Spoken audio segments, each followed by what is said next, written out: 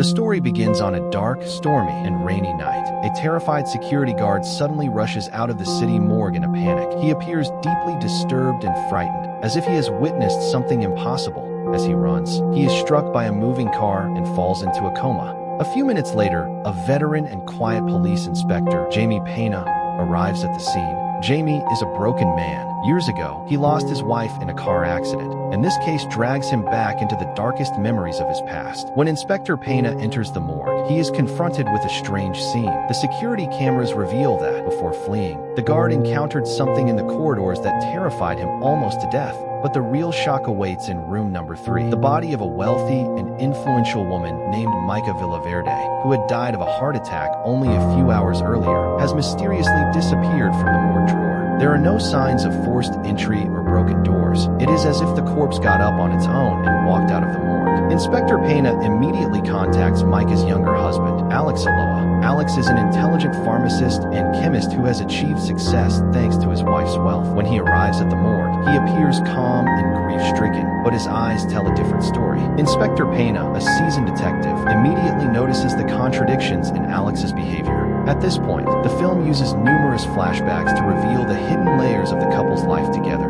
Micah was a controlling, arrogant woman who loved playing psychological games. She constantly humiliated Alex and devised cruel pranks to test his loyalty. On one occasion, she even pretended to have suffered a heart attack just to observe his reaction. However, what Inspector Pena does not yet know is the heavy secret weighing on Alex's heart. He has a young and kind secret lover named Carla. Having grown exhausted by Micah's sadistic behavior, Alex used his knowledge of chemistry to devise the perfect murder. He secretly added a rare experimental poison called TH16 to Micah's wine. The poison took effect after 8 hours, causing a sudden heart attack while leaving no trace in a routine autopsy. Everything had gone according to plan. Micah was dead, and the doctors declared the cause of death to be a heart attack until her body disappeared. Now Alex is trapped inside the morgue, surrounded by the police. Heavy rain pours outside, and the morgue's electricity keeps flickering on and off. Inspector Pena begins questioning Alex. Pena believes that Alex stole the body to prevent an official autopsy from being performed. Alex denies the accusation, but before long, disturbing and seemingly supernatural events begin to unfold inside the building. While inside the morgue, Alex discovers a small glass vial. The moment he sees it, his blood runs cold. It is the same vial that once contained the TH16 poison, a vial he personally destroyed. Shortly afterward, he hears the sound of a woman walking in high heels, and the face of his dead wife appears before him. Alex's anxiety reaches its peak. He secretly calls Carla and desperately begs her to be careful because he has begun to believe that Micah is still alive, or that her death was all part of a plan. But the mystery does not end there. Inside the morgue's restroom, Alex finds a note written in Micah's handwriting. It reads, "Is the California offer still on the table?" It is a sentence that only he and Micah knew about.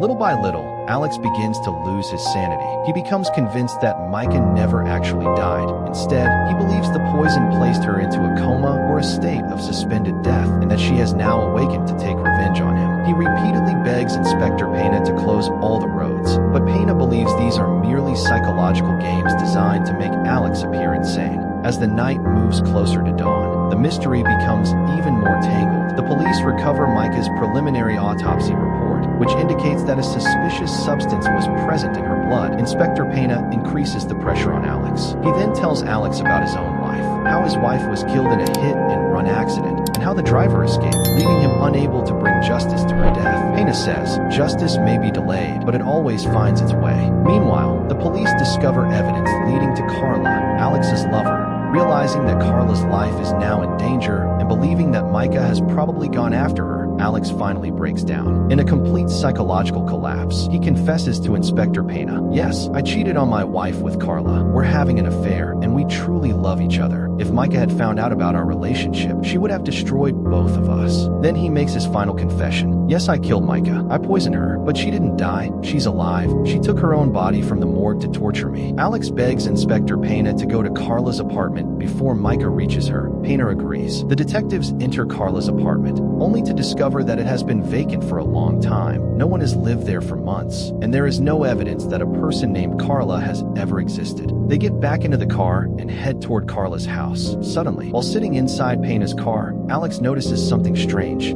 The vehicle stops at a remote location in the middle of a forest. The police have discovered the body of a woman, filled with fear and anxiety.